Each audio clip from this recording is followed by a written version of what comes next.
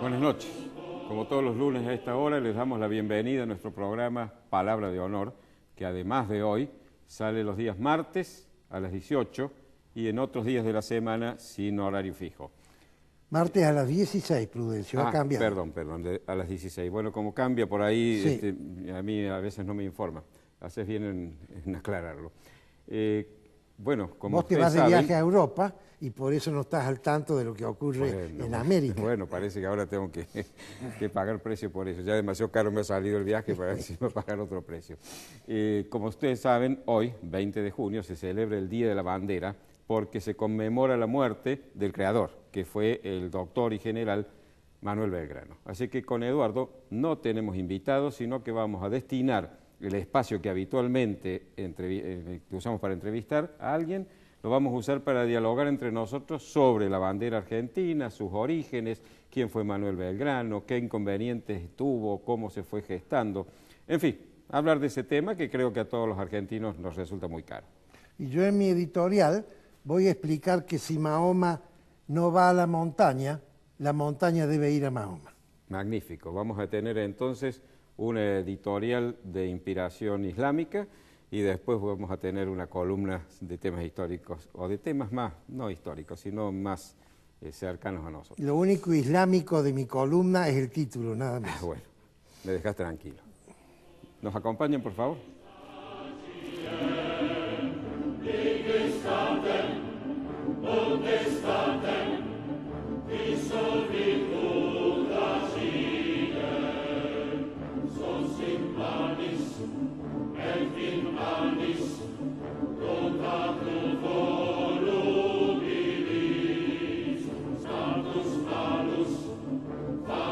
Isaías Goldman, el especialista en aire acondicionado y calefacción.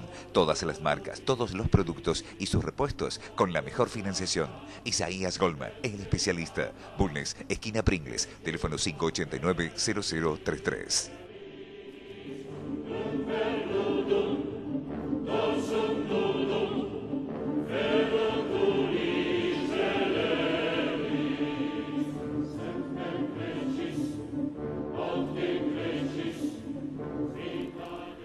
Una de las razones por las cuales lo voté a Mauricio Macri como candidato a presidente fue que en el debate que tuvo con Daniel Scioli en la campaña, dijo que él iba a pedir que se activara la cláusula democrática del reglamento de la OEA con respecto a Venezuela, porque entendía que en Venezuela había una manifiesta atropello a los derechos humanos y había una serie de actitudes por parte del gobierno que no eran compatibles con las exigencias de la OEA en orden a que se respetara el sistema democrático y republicano. Cuando Mauricio Macri asumió, reiteró ese compromiso, dijo claramente, siendo ya presidente, lo voy a leer textualmente, dijo: es evidente que corresponde que se aplique esa cláusula porque las denuncias son claras, son contundentes, no son un invento.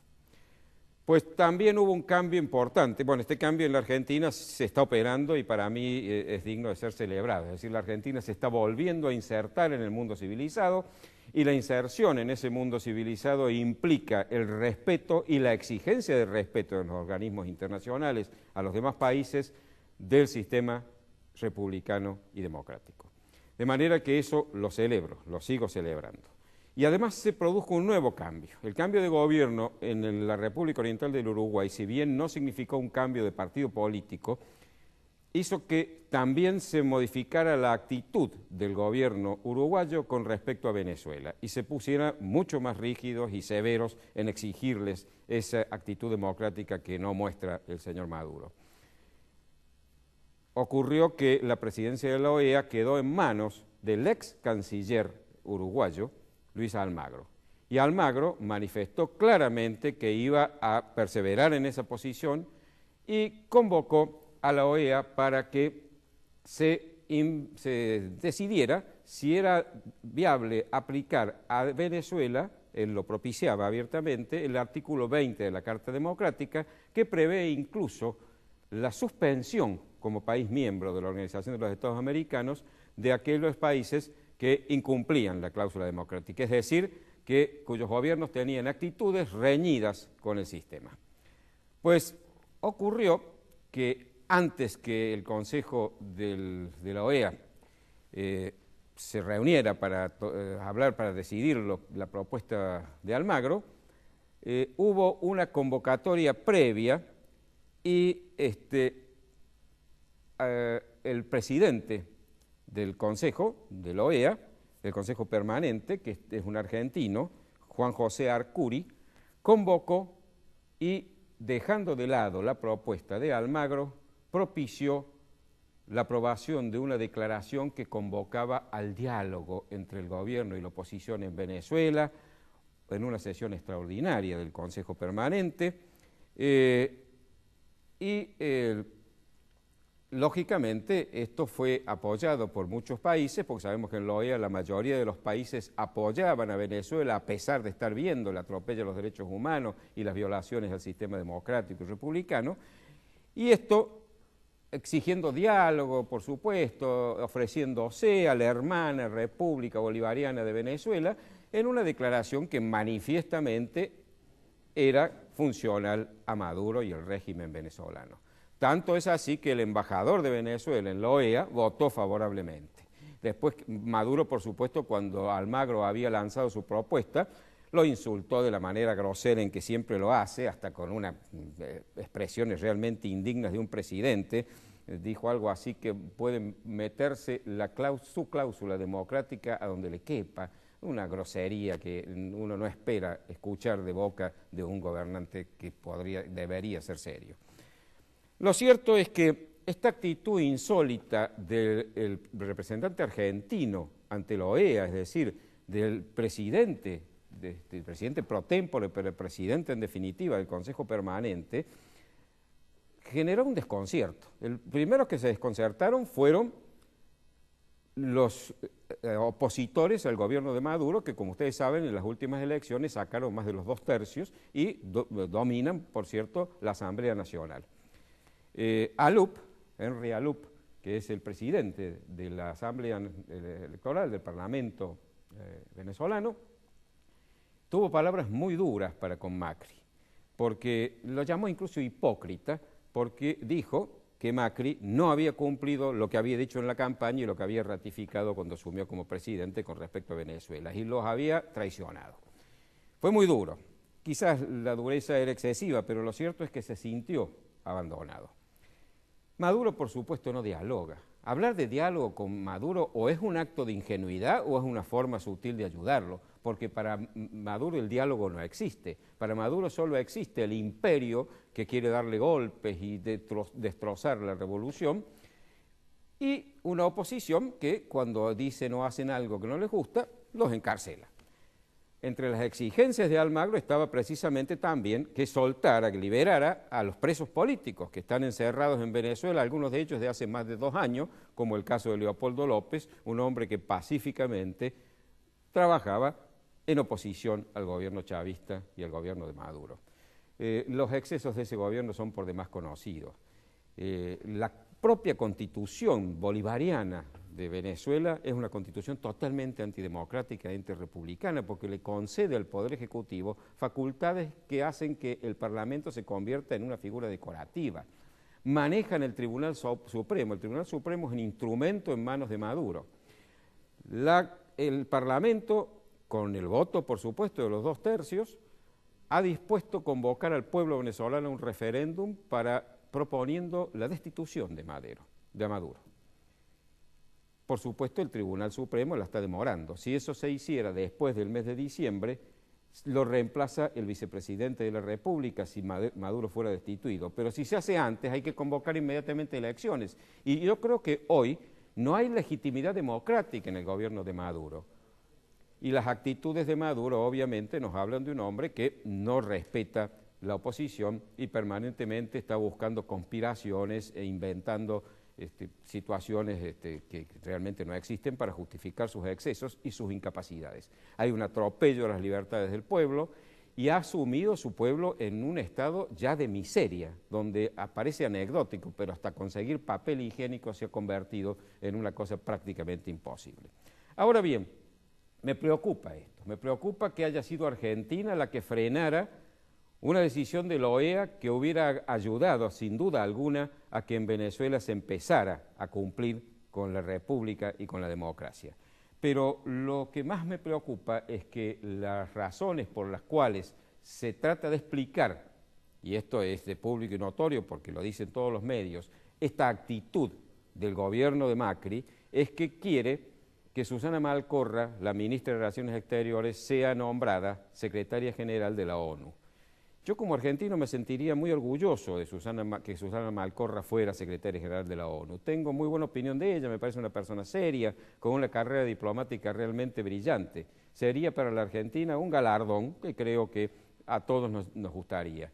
Pero si el precio de eso es renunciar a lo que se ha dicho en algo tan importante como la defensa de los valores republicanos, me parece que es un precio demasiado alto. Y lo deja el presidente Macri en una situación bastante desventajosa, porque si no es capaz de mantener a rajatabla lo que dijo en la campaña y confirmó cuando asumió como presidente en un tema tan delicado como esto, nos deja a todos en un estado de preocupación, porque nos hace ver que el presidente Macri no es tan firme en la defensa de sus principios y está dispuesto a veces a renunciar a ellos por conseguir algo que en definitiva, reitero, nos llenaría de orgullo, pero que creo que no legitima ni amerita que se renuncie a la defensa de valores tan importantes como es la República.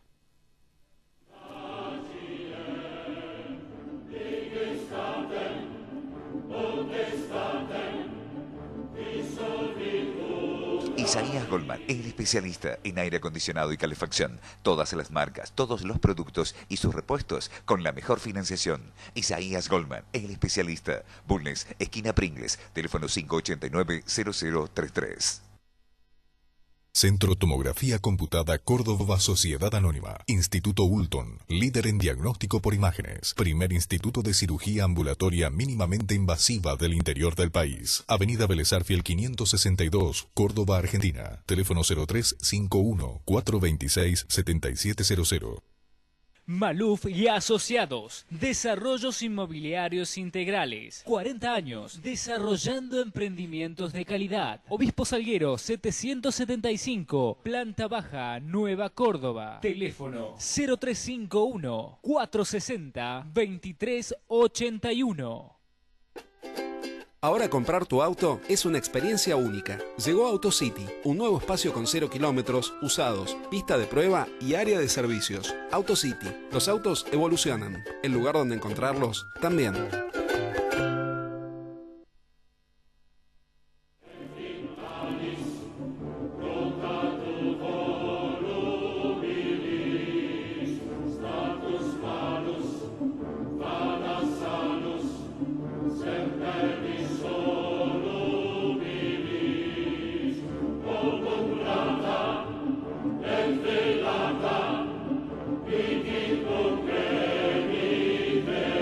Estamos en el aire, Prudencio. Bueno, hoy 20 de junio todo el mundo dice que es el Día de la Bandera. En realidad es el día en que murió Belgrano.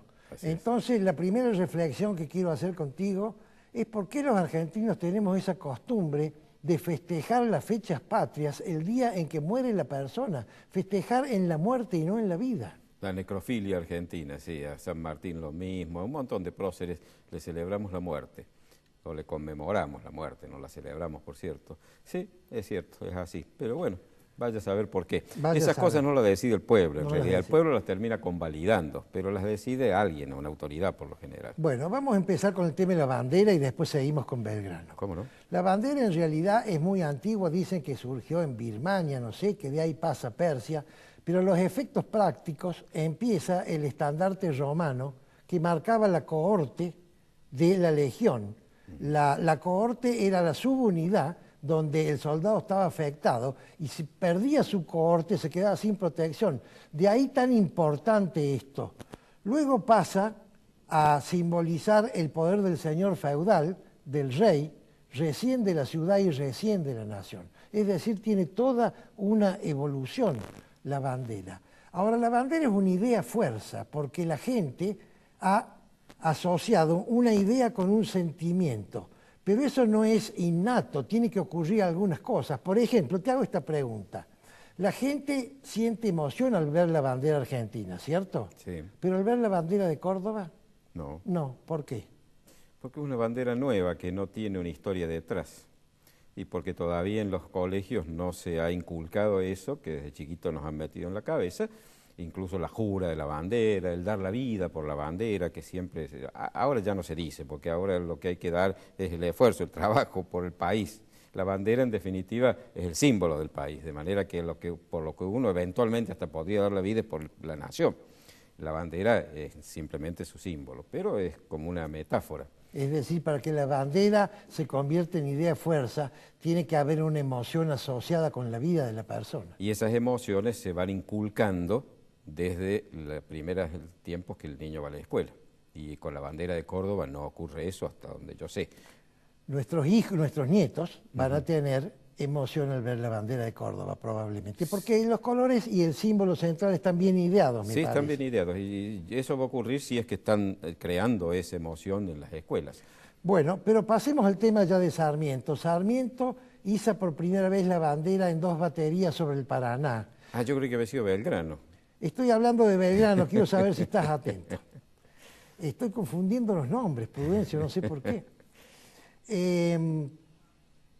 Vos haces una disquisición sobre el nombre de estas 2 baterías que me gustaría que la hagas hoy. Sí, se llaman libertad e independencia. Es la primera vez que la palabra independencia es usada por alguien que participó en la Revolución de 1810, porque nunca se habló. Pero la palabra independencia en ese momento estaba usada claramente como independencia de Napoleón, la independencia de España con respecto a Francia, por la cual estaba invadida. En Madrid hay una plaza de la Independencia, por ejemplo, que rememora eso justamente. Y la prueba más evidente es la conducta de Belgrano. Belgrano fue monárquico hasta el último día de su vida. Belgrano, como vos sabes, propició primero la coronación de la infanta Carlota Joaquina de Borbón, la mujer de Juan II de Portugal. La hermana de Fernando VII, sí. Cuando eso no anduvo, estuvo en 1814 mandado por Posadas en Madrid junto con Rivadavia para pedirle a Fernando VII, que tuviera presente estas tierras y volviera a poner su autoridad. Y como Fernando VII no los recibió, le escribieron una reverente súplica a su padre, Carlos IV, que vivía en Roma, y le pidieron que creara un reino y que nombrara en ese reino rey a su hijo, el infante don Francisco de Paula, ya era el segundo. Luego redactó él un proyecto de constitución para el Reino Unido del Río de la Plata, Chile y Perú. E incluso hasta el último momento, ya pocos meses antes de morir, le escribe en 1819 en una carta que le escribe a José María Paz, le dice, me molesta ver ese palo y ese gorro en nuestro escudo. Quisiera ver yo una corona y un cetro. Bueno, pero hay que explicarle una cosa a la audiencia. Yo creo que Belgrano era monárquico, pero un monárquico parlamentarista. Absolutamente. Es decir, estaba en contra del absolutismo monárquico. Aquí la antinomia no es rey o república, la antinomia es absolutismo o parlamento. Claro, pero hay una cosa que no cierra. ¿Por qué entonces no se adhirió al Consejo de Regencia de Cádiz, que terminó sancionando la Constitución de 1812, que era una Constitución que limitaba todas las facultades del monarca y era precisamente en esa dirección? Hay cosas que no se explican bien. Es decir, ¿por qué se apoyó Fernando VII, que era un monarca absolutista, y no al Consejo de Cádiz, que era liberal? Estás hablando de la Pepa. La Constitución de 1812, sí. Pero el tema es que todo el mundo, casi todo el mundo era monárquico en esa época, porque no había más que monarquía, había una sola república, que era los Estados Unidos de Norteamérica, que era reciente y todavía no se sabía bien para dónde iba a ir. Entonces, que San Martín, que Belgrano, que la mayoría de ellos fueran monárquicos, no nos debe sorprender. Querían una monarquía temperada. Ahora, la prueba más evidente de que independencia significaba eso para Belgrano es que cuando él va al mando del ejército que manda la Junta Porteña en 1810 a Paraguay, y en Paraguay es vencido y tiene que irse, y Paraguay se declara independiente de España el año siguiente, cuando antes de la batalla de Paraguarí, el coronel Atanasio, me he olvidado el apellido en este momento, el coronel paraguayo que lo derrota en Paraguarí, le intima rendición. Y él dice, las armas del señor don Fernando VII no se rinden en nuestras manos. Paz y armonía y amistad a todos los súbditos de nuestro amado monarca, guerra a los agentes de Napoleón Bonaparte que han invadido la madre patria. Es decir, diferencia bien. Claro. Hay que aclarar que la campaña de Belgrano-Paraguay fue desastrosa, pero podría haber sido una catástrofe, y la habilidad de Belgrano para tratar al contendiente con buena voluntad y con honestidad hizo que las cosas no fueran así. Siempre lo he señalado, Belgrano era un hombre de una nobleza de comportamiento que no se puede comparar con Moreno, con Castelli, que para quienes había que fusilar a los que no se sometían. Belgrano era un hombre respetuoso, no hacía matar al vencido, como ordenaba Moreno que había que hacer, que había que sembrar el terror entre los vencidos. No, al contrario, les daba el lugar que corresponde. A Felipe de la Era, que le lleva la rendición de Pío Tristán después de la batalla de Salta, le dice, dígale a su general que se me parte el corazón de ver derramada tanta sangre americana. Volviendo al Paraguay, creo que la relación era 1-7 en contra de las fuerzas nuestras. Belgrano va con 1000 hombres y los paraguayos juntan 7000 hombres, en contra de Buenos Aires, por supuesto. Sí, porque no eran tropas nuestras, eran tropas de Buenos Aires. La verdad, nosotros fuimos invadidos en 1810 de la misma manera que el Paraguay. Exactamente igual, que éramos todos parte del virreinato. Lamentablemente no pudimos defendernos y nos fusilaron a 5 hombres de los más importantes de Córdoba. Y nos impusieron sus gobiernos, sus gobernadores durante muchos años, hasta que 5 años más tarde dijimos, no basta, terminemos con esto en 1815. Vos te referías recién al incidente de Cabeza de Tigre y de la palabra clamor. Sí, efectivamente. Bueno, nos hacen señas que tenemos que ir a un corte, seguiremos en el próximo bloque. ¿Cómo no?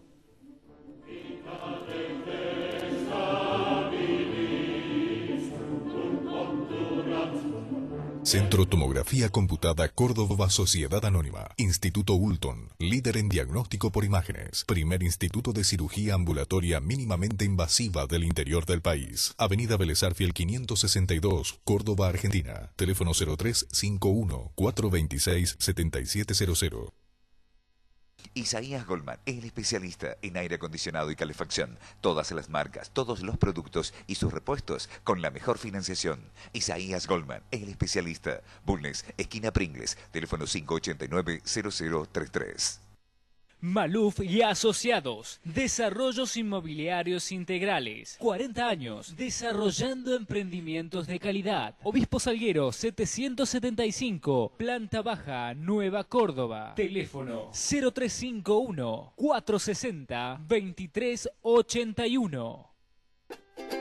Ahora comprar tu auto es una experiencia única. Llegó AutoCity, un nuevo espacio con 0 kilómetros, usados, pista de prueba y área de servicios. AutoCity, los autos evolucionan. El lugar donde encontrarlos también.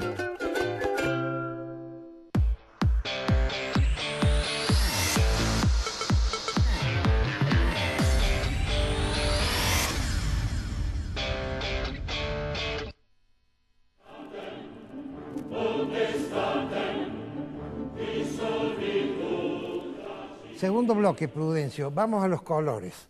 La maestra nos decía que Belgrano se inspiró en el color del cielo azul y blanco de las nubes y el cielo. Y mi mamá me decía que que Belgrano se inspiró para crear la bandera en el color del manto de la Virgen. No sé por qué la Virgen tenía esos colores. Quiero que me des tu opinión al respecto. Belgrano no dijo nada, así que todo lo que podemos decir sobre esto son conjeturas, opiniones que no se pueden convalidar con la intención que él tuvo, que nunca la manifestó. Una aclaración, la bandera tuvo un sentido práctico, fundamental, y por eso crea una bandera nueva Belgrano, que es diferenciar a los ejércitos, saber en dónde estaba tu ejército, porque si no, iban todos vestidos con su ropa. Claro, en la batalla de Tucumán van los dos ejércitos con la misma bandera. Claro, antes de que Belgrano creara esa bandera, todos tenían la bandera española. Cuando Belgrano decide darle a su ejército una nueva bandera, lo hace con ese sentido. Le comunica al triunvirato, y el triunvirato se indigna, le dice que usted no tiene ninguna autoridad, guarde esa bandera y no vuelva a cometer estas cosas y use la bandera española, que es la que está en el fuerte de Buenos Aires. Es decir, no quiere, el triunvirato no quiere porque la bandera tiene una connotación que ellos no querían, estaban buscando acuerdos con la vuelta de Fernando VII, etcétera. Eso por un lado. Por otro lado, la bandera que crea Belgrano no era celeste, blanca y celeste como la nuestra, era al revés, era blanca, azul celeste, blanca. Y esa bandera, que se llama la bandera de Macha, fue encontrado junto con otra que también era del ejército de Belgrano, que era roja, blanca y azul, en Macha, en la capilla de Titiri, en Bolivia. Esa bandera está actualmente en el Museo de la Casa de la República en Sucre, la he visitado, el director nos muestra la primera foto, ahí está. Ajá, la banda central azul. La banda central azul, azul celeste. Esa bandera que ahí vemos fue una copia que obsequió el gobierno de Bolivia a la provincia de Salta, la copia, réplica de la bandera de Macha. La otra bandera, incluso, ya te digo, tenía incluso un color rojo, de manera que no era como la que hoy tenemos. Ahora, ¿de dónde sacó esos colores? Ya te digo, es toda una conjetura, pero yo creo que cuando uno ve que otros países, como puede ser Guatemala, Nicaragua, El Salvador, tienen la misma bandera y la banda presidencial es precisamente con esos colores, uno inmediatamente piensa en los retratos de la casa de los monarcas de la Casa de Borbón y de toda la corte, que llevaban la banda de la Orden de Carlos III, orden que Carlos III funda en 1771, que hasta el día de hoy ya existe, y que la vamos a ver también, por ejemplo, en este caso, Carlos IV, fíjense, y compárenla con la banda presidencial argentina. La siguiente nos muestra a Fernando VII, con la misma banda, exactamente, son todos cuadros pintados por Goya, y la tercera muestra a toda la familia de Carlos IV, y hasta el chico más chiquito tiene la banda de la Orden de Carlos III. De manera de que yo me inclino para pensar eso. Obviamente cae un poco mal para los argentinos que pensemos que le falta originalidad, que el creador de la bandera nos dio una bandera inspirada en la banda de monarcas absolutistas como Carlos IV y Fernando VII, pero las cosas en la historia no han ocurrido como uno quiere que ocurran. Nos pasa algo parecido con el escudo nacional. El escudo nacional es una réplica de un escudo de un grupo revolucionario de la Revolución Francesa de fines del siglo XVIII. Y eso lo encontró el embajador Carlos Ortiz de Rosa, cuando era embajador en Francia, está en la Biblioteca Nacional de París. Bueno, pero no avancemos, Prudencio, todavía. Pero yo quería mostrar esa foto. Mostrala. La primera foto es el escudo, exactamente el escudo de la Asamblea del año 13. El escudo que la Asamblea dice, este va a ser el escudo de la Argentina, aunque no declaró la independencia. Y el siguiente es el escudo de ese grupo francés. Fíjense, el sol, el óvalo, la división, la parte de arriba azul, la de abajo blanco, dos manos sosteniendo un palo con un gorro frigio y una corona de laureles abajo. ¿Les parece, les resulta parecido? Sí, quizás a alguno no le guste, pero lamentablemente esta es la realidad. Nuestro escudo fue inspirado en ese escudo francés. Bueno, Prudencio, quiero hablar un poco de la diferencia de las dos casas reales que hemos tenido nosotros que nos han gobernado, ¿cierto? Vos dices que esta banda presidencial real era de la segunda familia que gobernó estas tierras. Quiero que diferencies los Austrias de la casa francesa. Primero, ¿por qué los franceses terminan en España? Quiero que me expliques eso. Bueno, vos sabés que todas las monarquías españolas tienen vinculaciones sanguíneas entre sí, se casan los hijos entre ellos, etcétera, y se casaban, ahora se casan con más libertad, digamos. Ahora ya ni se casan. Ahora ni se casan. Bueno, cuando el último monarca de los Austrias, Carlos II, que era un hombre además enfermo, el hechizado. El hechizado, le decían, ya estaba en trance de muerte, empieza la lucha de la sucesión y cuando muere ya hay una guerra de sucesión. Y había varios herederos legítimos porque descendían de la misma casa de Austria, pero por vía de mujer. Y en definitiva esa guerra fue ganada por quien fue después Felipe V, que era nieto de una Austria. Entonces, claro, de una Austria, pero hijo también, de Luis XV, que era rey de Francia. Pero también nieto del rey más importante que hubo en la época, de Luis XIV. Nieto de Luis XIV. Bueno, entonces ahí llegan los Borbones. Los Borbones al principio incluso tienen un acuerdo, que es el tratado de sangre que hacen, tratado de familia que hacen con Francia y no nos olvidemos que Francia tenía intenciones sobre España, como que la invasión de Napoleón lo pone de manifiesto años después. Y los Borbones, bueno, afrancesaron mucho a España. Y no siguieron las normas con respecto a América que habían seguido los austrias. Los austrias serían incapaces, por ejemplo, para lograr la paz, negociar tierras, que es lo que hicieron, por ejemplo, en el Tratado de Permuta de 1750 los Borbones. Los austrias conquistaron América, la poblaron, la culturizaron y la convirtieron en una provincia española y los Borbones la perdieron.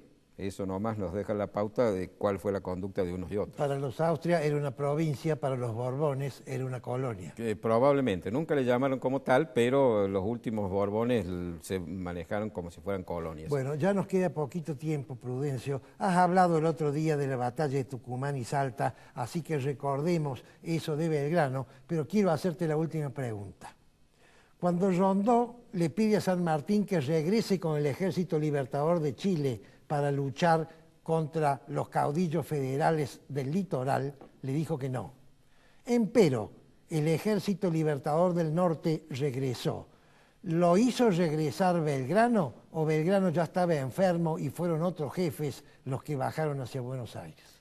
La primera decisión de dejar la guerra del Alto Perú y volver a Buenos Aires la toma Belgrano. Pero Belgrano en Tucumán cae muy enfermo, se tiene que quedar a causa de esa enfermedad, que lo lleva poco después a la muerte, y queda el ejército en manos de Francisco Fernández de la Cruz, que decide continuar. Hasta que en Arequito, la mayor parte del ejército se rebela contra esto, porque no quiere ir a la guerra civil, y capitaneados por Juan Bautista Bustos y acompañados por José María Paz y Alejandro Heredia, deciden no acatar la orden y dejar a los que quisieran volverse y seguir a Buenos Aires que fueran tranquilos. Así que la decisión inicial fue una decisión de obediencia de Belgrano, dices vos, sí, pero sí. Belgrano ya estaba enfermo. Sí, Belgrano yo creo que es un hombre que no estaba a favor de la guerra civil, pero estaba... Era respetuoso de las órdenes de la autoridad. Y sí, diría que sí. Bueno, y después de Arequito, de ese evento histórico tan importante, ¿ha habido otro evento histórico más cercano a nuestras épocas o ya en nuestras épocas? ¿Recuerdas cuál es? En Arequito. En Arequito. El nacimiento de la Sole. De la Sole. Sí, la cantante folclórica, Soledad. Pastoruti. Sí, no sabía que había nacido ahí. Bueno, Macano. Es un chiste para avisarte que hemos terminado con nuestra pequeña charla. Lamentablemente el tiempo no nos permite hablar más. Correcto.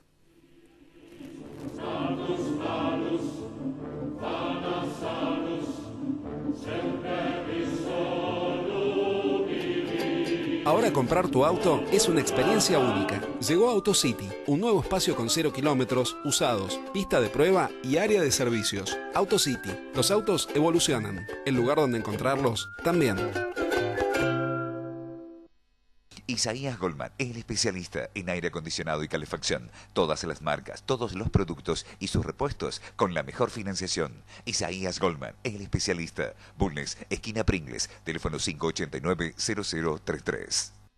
Maluf y Asociados, Desarrollos Inmobiliarios Integrales, 40 años, desarrollando emprendimientos de calidad. Obispo Salguero 775, Planta Baja, Nueva Córdoba. Teléfono 0351 460 2381. Centro Tomografía Computada Córdoba Sociedad Anónima. Instituto Ulton, líder en diagnóstico por imágenes. Primer instituto de cirugía ambulatoria mínimamente invasiva del interior del país. Avenida Vélez Arfiel 562, Córdoba, Argentina. Teléfono 0351 426 7700.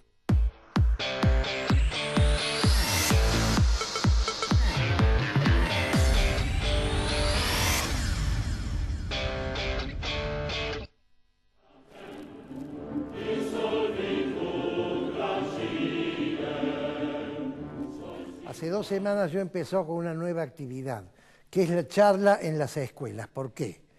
Porque si Mahoma no va a la montaña debe ir a Mahoma. Yo he observado que en nuestras conferencias no hay gente de menor de 30 años.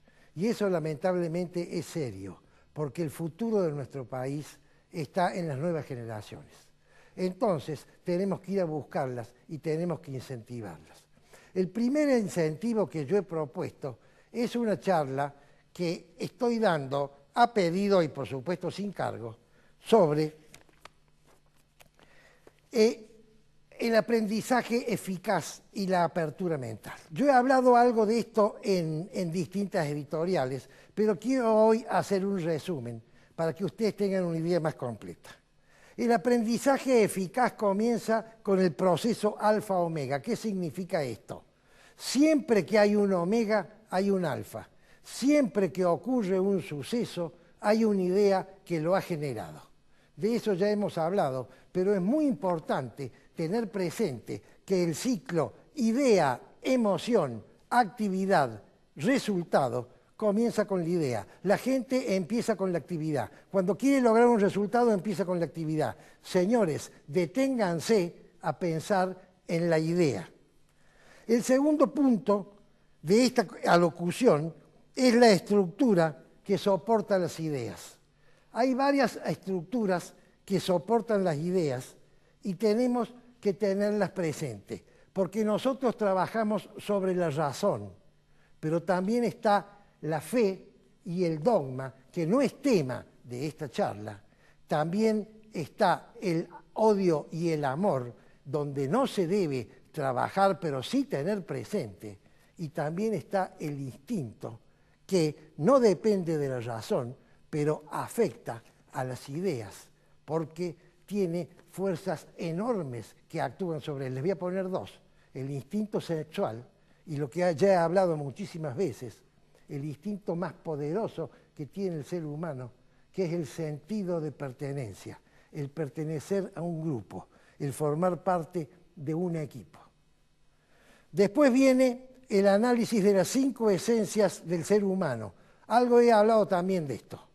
La primera esencia es la física, la segunda la razón, la tercera el espíritu, entendiendo por espíritu el manejo de las emociones superiores. Pero hay 2 esencias más que yo he aprendido este verano. ¿Cuál es la cuarta? La cuarta es la posición, es la ubicación de la persona en el concierto de la comunidad a la que pertenece y a quien esa comunidad ha moldeado. Y la quinta es la ubicación en el proceso evolutivo. Yo soy quien soy por el padre y el abuelo y el bisabuelo que tuve y voy a transmitir lo que soy a mi hijo, a mi nieto y a mi bisnieto. Y eso me condiciona. No estoy flotando en el espacio. Pertenezco a una secuencia. Luego sigue el análisis de los estados mentales. Los estados mentales, el primero es la enajenación, que es la idea que está absolutamente descontrolada, que no es tema de esta conversación. Después está la distracción, que es cuando no hay interés por la idea, y entonces hay que llevar la mente a que se interese, y ahí entra la motivación a tallar. Después está la atención, que es donde se trabaja con la idea, y la alteración, que es cuando uno está estresado, y entonces a través de los distintos tipos de meditación debe volver al estado de atención. Para llegar luego al aprendizaje eficaz, que ya lo hemos esbozado, en 3 ideas básicas. La primera es, señor, usted quiere aprender un tema que es muy amplio, que es muy vasto. Tengan presente que hoy nosotros estamos en condiciones de tener toda la información de la humanidad en tiempo real y a costo cero. ¿Entienden lo que le estoy diciendo? Yo pido cualquier tema, por ejemplo, no sé, tomates asiáticos, y aprieto un botón en Google y me llegan 100, 200, 500 artículos sobre ese tema. Cuando uno tiene toda la información, no tiene nada. Entonces, el primer paso del aprendizaje eficaz es, señor, usted haga un marco de referencia, enmarque en el tema que quiere estudiar, cuál es el tenor que quiere estudiar, y entonces se ocupa de solo lo que está ahí dentro. El segundo tema es busque la esencia, entendiendo por esencia aquello que si no está, el tema deja de ser tal y se convierte en otra cosa. Dedíquese exclusivamente a eso. Normalmente la gente empieza a recabar información y va a los detalles. Busque la esencia. Y el tercer tema, ya lo hemos hablado en otra ocasión, cuando tratamos la analogía del precipicio, es mire la tendencia. Usted puede estar en un lugar bajo, pero está subiendo, y entonces está bien. O usted puede estar en un lugar alto, pero está bajando, y entonces está mal. Esos son los tres pasos, del aprendizaje eficaz. Y luego viene, voy a resumir porque no tengo mucho tiempo, viene la apertura mental. ¿Qué significa la apertura mental que tiene un valor extraordinario en esta época? La apertura mental es la posibilidad de cambiar de escenario.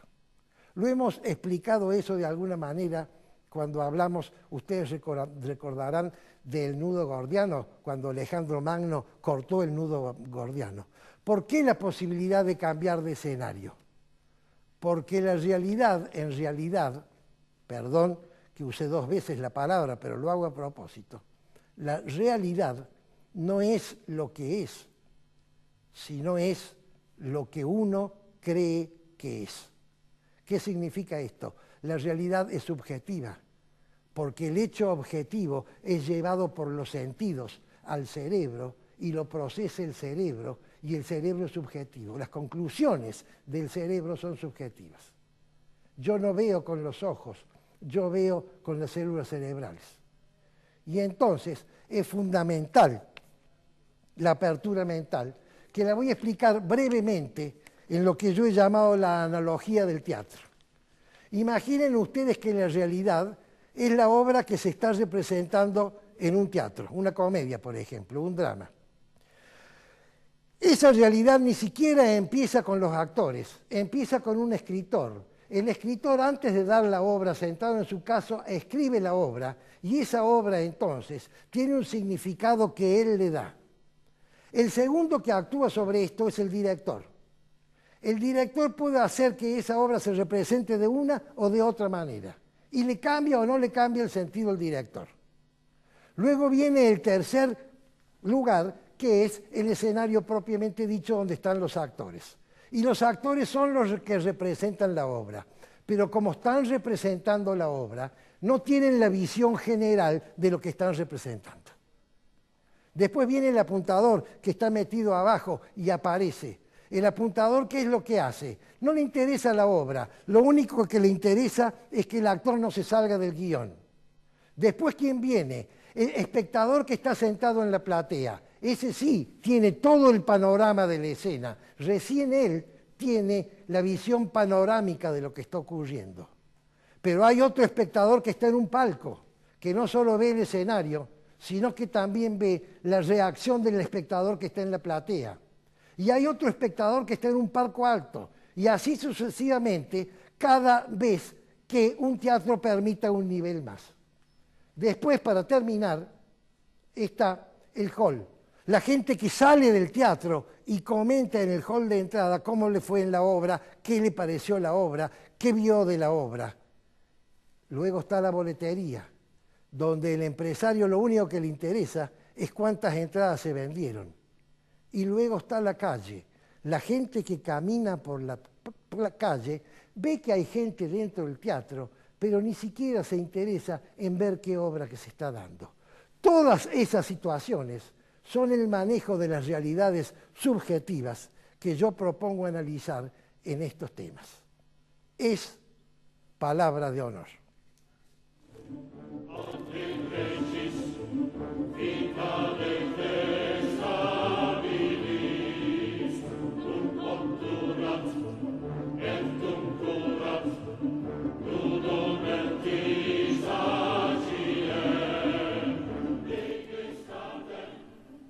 Hoy voy a hablar de un tema al cual me he referido también en forma tangencial, pero me interesa abordarlo nuevamente. Y antes tengo que hacer una advertencia para que no se me malinterprete. No tengo nada contra la lengua inglesa, al contrario, me parece que han tenido los ingleses, los norteamericanos o todos los que hablan esa lengua, han tenido la gran habilidad de imponerla como lengua universal. Y creo que debemos enseñarla a nuestros niños porque el manejo de la lengua inglesa nos permite manejarnos en cualquier lugar del mundo prácticamente, y no conociendo la lengua del lugar en que estamos, con el inglés podemos entendernos y hacernos entender. Yo lamento no poder hablarlo con más fluidez. De todas maneras, el inglés rudimentario que hablo me ha permitido tener esa experiencia. En lugares a donde la lengua me era totalmente desconocida, el inglés era aquella a través de la cual nos entendíamos con los lugareños.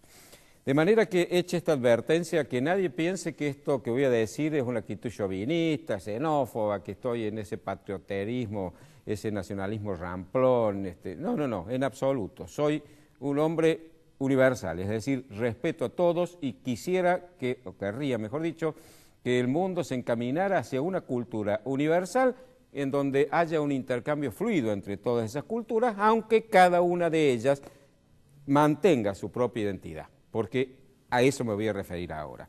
De manera de que en un mundo que cada vez es más pequeño y más integrado, la lengua inglesa, que es la lengua franca con que hoy se entiende el mundo entero, esté presente entre nosotros, no me molesta en absoluto. Hay una serie de innovaciones tecnológicas que requieren nuevas palabras, que son la lengua inglesa, por lo general los norteamericanos, los que han creado la innovación, y ellos lo imponen. Sería absurdo que quisiéramos traducir palabras como software o hardware y llamarle herramienta blanda o herramienta dura. No cierra, por cierto. Incluso a veces las castellanizamos. Hablamos del verbo escanear, que viene de scan, que significa explorar, pero escanear significa algo más que explorar en el lenguaje informático. De manera de que no me molesta tampoco que, por ejemplo, en los escaparates de los negocios, de los comercios, en nuestro país y en cualquier otro país, al lado de la lengua autóctona, esté también explicado en inglés, por ejemplo, si hay una liquidación, si se han bajado los precios, si hay una oferta especial, etcétera. No me molesta en absoluto y me parece bien que lo hagan, porque mucha gente que no habla castellano llega a nuestro país, viene a nuestra ciudad y el inglés le permite enterarse de qué está ofreciendo ese comercio.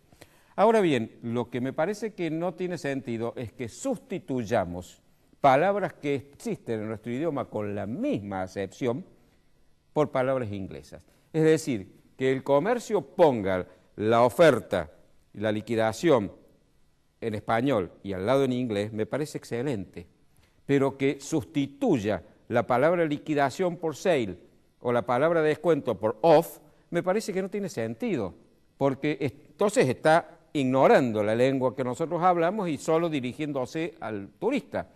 Pero lo más absurdo es cuando esas sustituciones de palabras que nosotros tenemos en la misma lengua se hacen, por ejemplo, en los medios de comunicación que los vemos nosotros, no lo ve el turista, el diario no lo lee el turista. Y sin embargo, ahí vemos el Hot Sale, por ejemplo, el Cyber Monday, el Black Friday, los Red Days.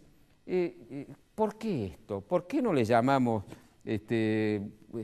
liquidación caliente o con el verbo, con el adjetivo que nos parezca adecuado, o días rojos, o ciberlunes, o viernes negros, lo que quieran? ¿Por qué no? Así como le impusieron como algo que ya tiene su identidad a esa palabra en los Estados Unidos, ¿por qué nosotros no la traducimos a nuestra lengua y la imponemos? Porque en definitiva a nosotros se nos hace familiar cuando nos la imponen los medios de comunicación y los propios comerciantes al promover sus productos. ¿Por qué no lo hacen en nuestra propia lengua? Vamos hacia una lengua universal. El mundo se encamina, yo creo que en 2 o 3 generaciones, a una sola lengua universal. Después del Babel hay de nuevo como una vuelta atrás y vamos a tener una lengua que nos va a permitir entendernos entre todos.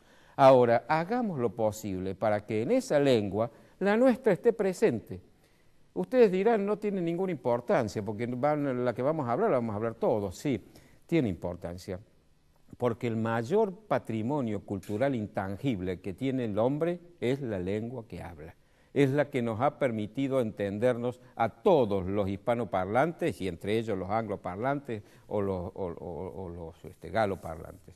Pero yo creo que si no cuidamos nosotros nuestra lengua, ¿por qué tenemos que decir delivery, que además es más largo porque no economizamos nada, y no decir, por ejemplo, distribución, por ejemplo, reparto? Reparto es más corto y lo entendemos perfectamente igual. ¿Tiene usted reparto de su mercadería? No, tengo delivery, me dicen. Bueno, esto realmente está haciendo que nuestro propio patrimonio cultural lo perdamos. Y esto es un problema de los argentinos. En la generación de nuestros padres la lengua predominante en el mundo era el francés, no el inglés. Y ya en esa generación empecemos a sustituir cochera por garaje, o comercio por boutique, o un montón de cosas semejantes. Sin embargo, en nuestra generación, las canciones escritas en otro idioma se traducían al español. Y Nat King Cole cantaba las mismas canciones en español. Y las canciones de Frank Sinatra también se traducían. Y las del italiano se traducían. Y Guillermo Cinquetti o Domenico Modugno cantaban en español. Y cantaban Gilbert Bécaud y Charles Aznavour. Porque hoy no digo que las traduzcamos, en buena hora que entendamos otras lenguas, nos viene bien, nos hace falta entenderlas, pero ¿por qué las palabras que usamos cotidianamente las reemplazamos por palabras en otra lengua que no nos añaden absolutamente nada? Pensémoslo, porque si a la lengua nuestra, nuestro patrimonio cultural, y el resto del patrimonio tampoco los cuidamos demasiado a juzgar como están, por ejemplo, nuestros edificios, monumentos históricos, pero si no lo cuidamos nosotros, no va a venir nadie a hacerlo en nuestro reemplazo.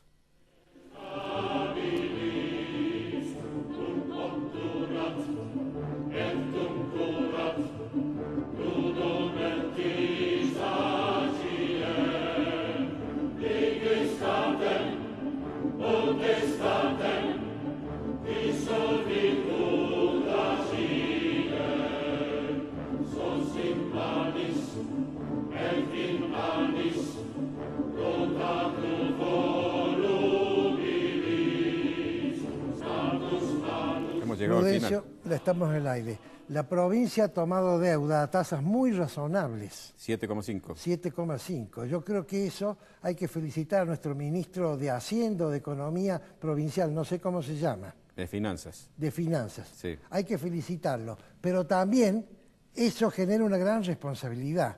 Vamos a tener plata. Utilicemos bien la plata, Prudencio. Primero, tenemos que controlar que no haya corrupción. El tema pasado es pasado, lo verán quienes lo tengan que ver. Pero de ahora en más, toda la comunidad pensante tiene que preocuparse de que no haya corrupción. No puede haber corrupción en nuestra provincia. Segundo, tenemos que preocuparnos de que haya idoneidad, Prudencio. Es decir, de que los funcionarios que administren esa plata sean capaces.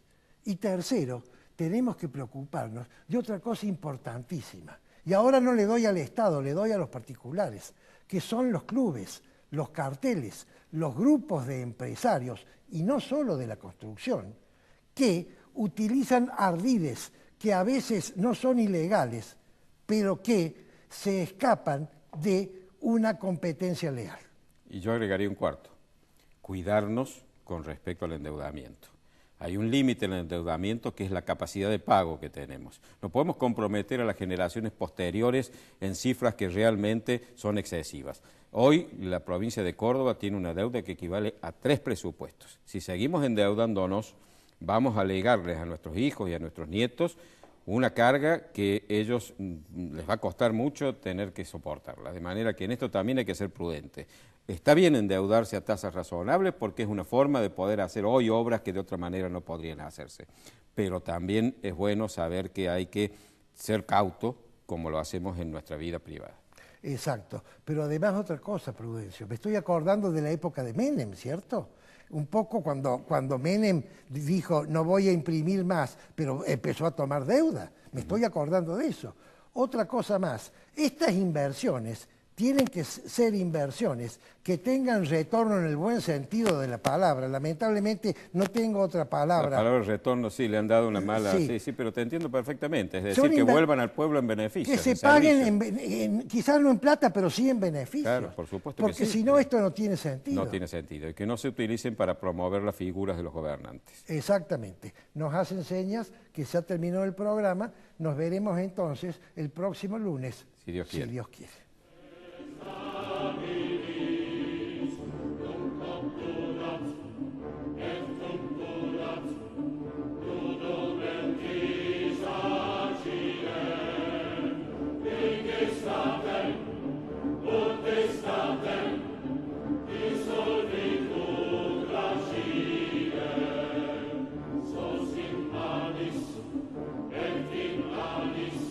Isaías Goldman, el especialista en aire acondicionado y calefacción. Todas las marcas, todos los productos y sus repuestos con la mejor financiación.